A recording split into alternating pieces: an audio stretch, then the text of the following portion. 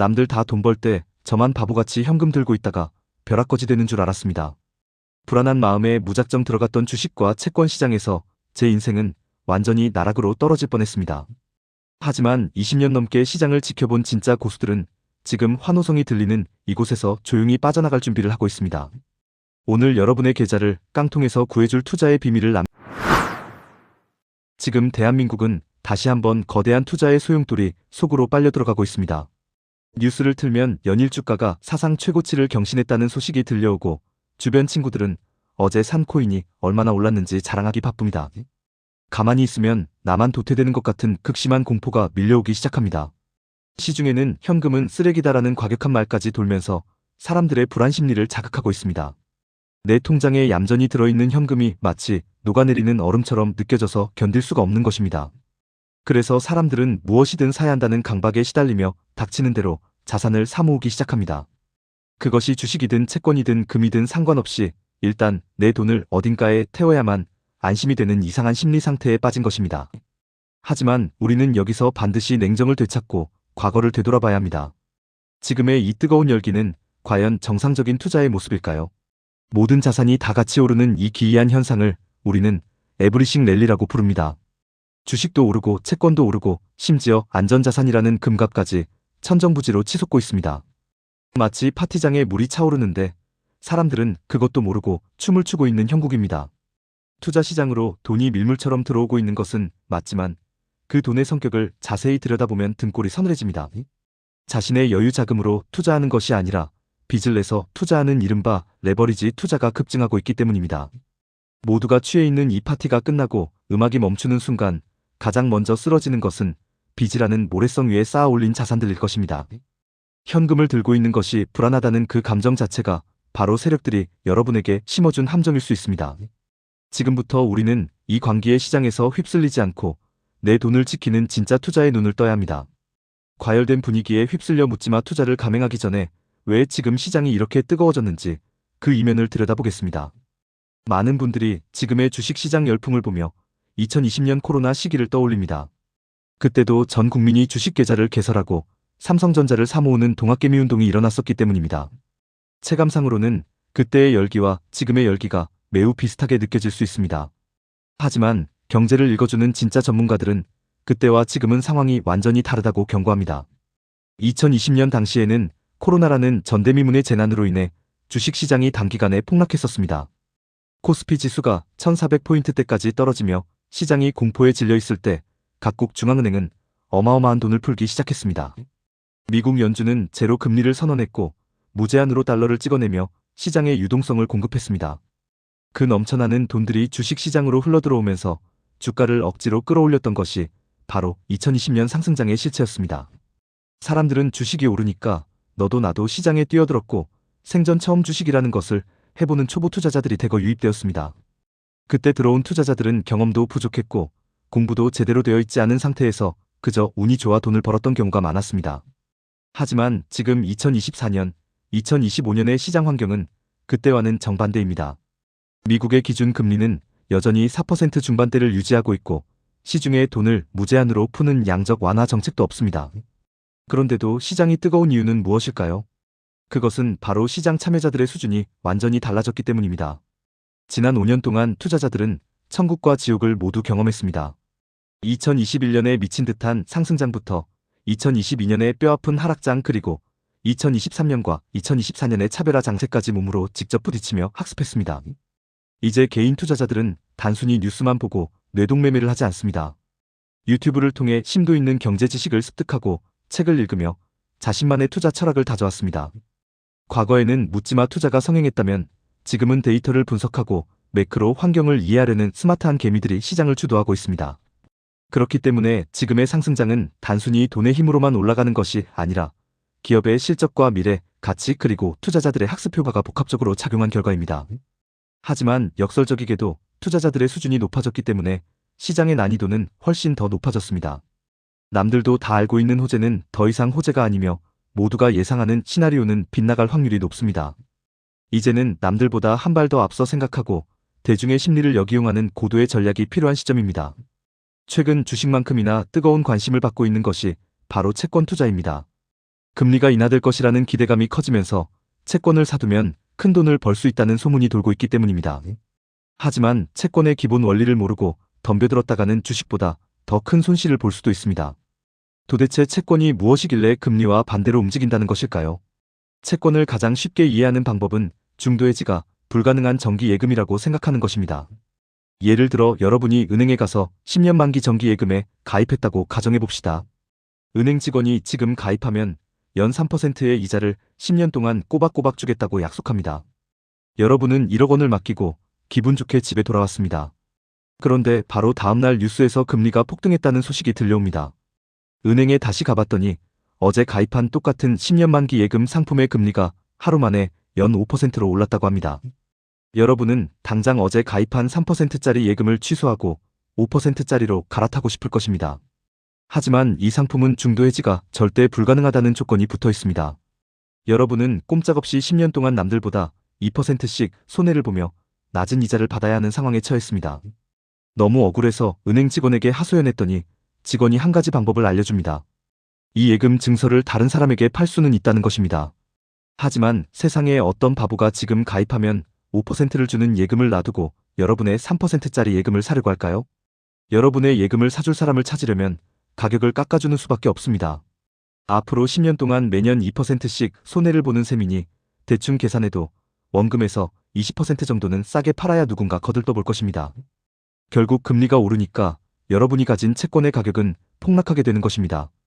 반대로 금리가 1%로 뚝 떨어지면 상황은 역전됩니다. 여러분이 가진 3%짜리 예금은 시장에서 가장 매력적인 상품이 되어 웃돈을 얹어서라도 사겠다는 사람들이 줄을 서게 됩니다. 이것이 바로 금리가 내려가면 채권 가격이 오른다는 말의 진짜 의미입니다. 사람들은 이 원리만 믿고 앞으로 미국이 금리를 내릴 테니 채권을 사면 무조건 돈을 벌 것이라고 착각합니다. 하지만 현실은 교과서처럼 단순하게 움직이지 않습니다. 시장은 이미 금리 인하에 대한 기대감을 가격에 선반영하고 있을 가능성이 매우 높습니다. 채권 투자를 할 때 초보자들이 가장 많이 저지르는 실수가 바로 만기가 긴 장기 채권에 몰빵하는 것입니다. 금리 인하 시기에 채권 가격이 오른다는 것만 알고 만기가 길수록 가격 변동폭이 크다는 사실은 간과하기 때문입니다. 앞서 예로 들었던 10년짜리 예금보다 30년짜리 예금이라면 그 충격은 훨씬 더 클 것입니다. 금리가 조금만 변해도 30년이라는 긴 시간 동안의 손익이 복리로 계산되어 현재 가격에 반영되기 때문입니다. 실제로 30년 만기 국채 같은 초장기 채권은 주식보다 변동성이 더 클 때가 많습니다. 안전자산이라고 믿고 샀던 채권이 하루아침에 10%, 20%씩 출렁이는 것을 보면 투자자는 멘탈이 붕괴될 수밖에 없습니다. 전문가들은 개인 투자자가 채권에 접근할 때 듀레이션 즉 만기 관리에 각별히 신경 써야 한다고 조언합니다. 단순히 수익률을 극대화하겠다는 욕심으로 30년짜리 채권을 덜컥 매수하는 것은 투자가 아니라 도박에 가깝습니다. 내가 감당할 수 있는 기간 내에서 투자를 해야 하는데 평생 가져갈 수도 없는 초장기 채권을 단기 차익을 노리고 접근하는 것은 매우 위험한 발상입니다. 금리가 내릴 것이라고 예상하고 들어갔는데 만약 예상치 못한 변수로 금리가 다시 오르기라도 한다면 여러분의 자산은 꼼짝없이 30년 동안 물려있게 될 수도 있습니다. 그래서 처음 채권 투자를 시작하는 분들에게는 만기가 10년 미만인 중단기 채권을 추천합니다.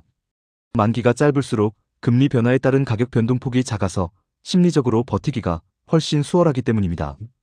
또한 채권을 만기까지 보유할 생각이 아니라면 중간에 언제든지 팔고 나올 수 있는 유동성도 고려해야 합니다. 채권은 기본적으로 국가나 기업이 망하지 않는 한 만기까지 가져가면 원금과 이자를 돌려받는 안전자산이 맞습니다. 하지만 중도에 매매를 해서 시세 차익을 남기려는 순간 채권은 주식 못지않은 위험자산으로 돌변한다는 사실을 명심해야 합니다.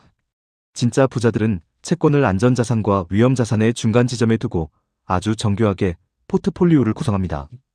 여러분이 만약 은퇴 자금처럼 절대 잃으면 안 되는 돈을 운용하고 있다면 더더욱 장기 채권보다는 단기 채권 위주로 안정성을 확보해야 합니다. 수익률 몇 % 더 먹으려다가 원금의 절반을 잃는 고통을 겪고 싶지 않다면 말입니다. 그렇다면 이제 막 투자를 시작하는 사회초년생이나 종잣돈 1천만 원을 모은 사람은 어떻게 투자를 해야 할까요? 많은 전문가들은 개별 종목을 분석할 능력이 부족하다면 ETF를 활용하는 것이 정답이라고 말합니다. 하지만 ETF도 종류가 수천 가지가 넘는데 도대체 무엇을 골라야 할지 막막하기만 합니다. 여기서 오건영 단장님은 아주 흥미로운 제안을 합니다. 1천만 원을 가지고 마치 축구 국가대표팀 감독이 된 것처럼 선수들을 선발해보라는 것입니다. 축구 감독이 베스트 11을 뽑기 위해 수많은 선수들을 테스트하고 평가전을 치르는 것처럼 우리도 내 계좌를 위한 국가대표 ETF를 뽑아야 합니다. 처음에는 무엇이 좋은지 모르니 1천만 원을 잘게 쪼개서 20개에서 30개 정도의 다양한 ETF를 조금씩 사보는 것입니다. 누군가는 소액으로 그렇게 많이 분산하면 수익이 나겠냐고 반문할 수도 있습니다. 하지만 이 과정은 수익을 내기 위한 투자가 아니라 나에게 맞는 투자법을 찾기 위한 수업료라고 생각해야 합니다. 우리가 처음 운전을 배울 때 바로 포르쉐 같은 스포츠카를 몰지 않는 것과 같은 이치입니다. 중고차로 이리저리 긁히면서 운전 감각을 익혀야 나중에 좋은 차를 탔을 때 사고를 내지 않을 수 있습니다. 2년에서 3년 정도 다양한 ETF를 보유하면서 시장의 상황에 따라 얘네들이 어떻게 움직이는지 관찰해보세요. 금리가 오를 때는 어떤 놈이 힘을 쓰는지, 경기가 나빠질 때는 어떤 놈이 수비를 잘하는지 직접 겪어봐야만 알 수 있습니다. 책으로 공부한 지식은 금방 휘발되지만 내 돈이 들어가서 깨지고 벌어본 경험은 뼈에 새겨져 평생을 갑니다. 성장주 ETF는 상승장에서는 공격수처럼 화려하게 골을 넣지만 하락장이 오면 수비가 뚫려서 대량 실점을 하기도 합니다. 반대로 가치주 ETF는 평소에는 답답해 보일지 몰라도 위기가 왔을 때 든든하게 골문을 지켜주는 수비수 역할을 합니다. 이런 특성을 파악하고 나면 어떤 상황에서도 흔들리지 않는 나만의 베스트 11 포트폴리오를 완성할 수 있습니다. 1,000만 원일 때 잃는 것은 인생에 큰 타격이 없지만 나중에 10억을 굴릴 때 실수를 하면 재기 불능 상태에 빠질 수 있습니다. 지금의 작은 손실을 두려워하지 말고 미래의 큰 부를 위한 데이터 수집 과정이라고 생각하십시오. 이것이 바로 진짜 고수들이 말하는 잃지 않는 투자의 첫걸음입니다. 투자의 세계에서 살아남기 위해 반드시 지켜야 할 절대 원칙이 있다면 그것은 바로 분산 투자입니다. 하지만 단순히 종목만 여러 개 산다고 해서 분산 투자가 되는 것은 아닙니다. 진정한 분산 투자는 자산의 분산, 지역의 분산, 그리고 통화의 분산 이 세 가지가 완벽하게 조화를 이루어야 합니다. 첫 번째 자산의 분산은 주식, 채권, 원자재 등 성격이 다른 자산을 섞어서 담는 것입니다. 주식이 떨어질 때 채권이 받쳐주고 채권이 재미없을 때 원자재가 수익을 내주는 구조를 만드는 것이 핵심입니다. 두 번째 지역의 분산은 내 자산을 한 국가에만 몰아넣지 않는 것입니다. 많은 한국 투자자들이 국내 주식에만 몰빵을 하는데 이는 한국 경제가 흔들리면 내 자산도 같이 무너진다는 것을 의미합니다. 미국, 유럽 신흥국 등 다양한 국가의 자산에 투자함으로써 특정 국가의 리스크를 피해야 합니다. 그리고 마지막으로 가장 중요하지만 많은 사람들이 간과하는 것이 바로 통화의 분산입니다. 우리는 원화라는 단일 통화에 내 모든 경제력을 의존하고 살아가고 있습니다. 월급도 원화로 받고 집도 원화 자산이고 예금도 원화로 되어 있습니다. 만약 제2의 IMF 같은 외환 위기가 온다면 원화 가치는 휴지 조각이 될 것이고 내 자산은 순식간에 증발해버릴 것입니다. 이를 방지하기 위해 반드시 달러, 자산을 포트폴리오에 포함시켜야 합니다. 달러를 그냥 현찰로 가지고 있으라는 말이 아닙니다. 달러로 미국 주식을 사고, 달러로 미국 국채를 사고, 달러로 표시된 ETF를 사라는 뜻입니다. 경제가 위기에 처했을 때 달러 가치는 폭등하는 경향이 있습니다. 내 원화 자산이 녹아내릴 때 달러 자산이 급등하면서 전체 자산의 가치를 방어해주는 든든한 보험 역할을 하는 것입니다. 진짜 부자들은 이미 자산의 상당 부분을 달러로 보유하고 있습니다. 그들은 위기가 오기를 기다리는 것이 아니라 위기가 와도 전혀 타격을 입지 않는 시스템을 구축해 놓은 사람들입니다. 여러분도 지금 당장 내 계좌를 점검해 보세요. 혹시 모든 계란을 원화라는 한 바구니에만 담아두고 있지는 않으신가요? 그렇다면 여러분은 시한폭탄을 안고 있는 것이나 다름없습니다. 마지막으로 최근 사상 최고가를 경신하고 있는 금에 대한 이야기를 하지 않을 수 없습니다. 사람들은 금값이 오르니까 지금이라도 금을 사야 하냐고 묻습니다. 하지만 금 투자는 단순히 시세 차익을 노리고 접근하는 것이 아닙니다. 금은 이자를 한 푼도 주지 않는 아주 독특한 자산입니다. 은행에 예금을 하면 이자가 나오지만 금은 금고에 넣어둔다고 해서 새끼를 치지 않습니다. 그럼에도 불구하고 왜 수천 년 동안 인류는 금을 최고의 가치 저장 수단으로 여겨왔을까요? 그것은 바로 종이 화폐에 대한 불신 때문입니다. 우리가 쓰는 달러나 원화 같은 종이 화폐는 정부가 마음만 먹으면 무제한으로 찍어낼 수 있습니다. 돈이 흔해지면 돈의 가치는 떨어지고 물가는 오르게 됩니다. 이것이 바로 인플레이션입니다. 하지만 금은 인간이 마음대로 만들어낼 수 없는 한정된 자원입니다. 종이 화폐의 가치가 떨어질 때 금은 그 가치를 고스란히 보존하거나 오히려 더 빛을 발합니다. 오건영 단장님은 2003년 은행원 시절 금값이 온수당 300달러였던 것을 기억합니다. 지금 금값은 2,000달러를 훨씬 넘어섰습니다. 금이 변한 것은 아무것도 없지만 종이 화폐인 달러의 가치가 그만큼 폭락했기 때문에 상대적으로 금값이 오른 것처럼 보이는 것입니다. 앞으로도 각국 정부는 빚을 갚기 위해 돈을 찍어내고 싶은 유혹을 떨치기 힘들 것입니다.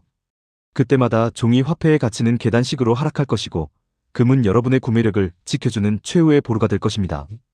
따라서 금은 내 자산의 가치를 지키기 위한 보험의 성격으로 접근해야지 단기적으로 사고 팔아서 돈을 벌려는 투기 대상이 되어서는 안 됩니다.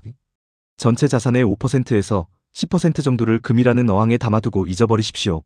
언젠가 종이 화폐의 시스템이 흔들리는 날 그 금덩어리가 여러분을 구해줄 것입니다. 마지막으로 간곡히 당부드리고 싶은 것은 절대 무리한 빚을 내서 투자하지 말라는 것입니다. 지금처럼 모든 자산이 오르는 시기에는 나만 뒤처질까봐 조급한 마음에 영끌을 해서라도 시장에 뛰어들고 싶어집니다. 하지만 빚은 양날의 검과 같아서 상승장에서는 수익을 극대화해주지만 하락장에서는 여러분의 인생을 송두리째 베어버릴 수도 있습니다. 투자는 평생 하는 것이고 시장은 언제나 열려 있습니다. 오늘의 기회를 놓쳤다고 해서 인생이 끝나지 않습니다. 준비되지 않은 상태에서 빚까지 내서 덤비는 것이야말로 가장 확실하게 망하는 지름길입니다. 여러분의 소중한 자산을 지키는 것은 대박 종목을 찍는 기술이 아니라 욕심을 절제하고 원칙을 지키는 태도에 있다는 것을 명심하시기 바랍니다.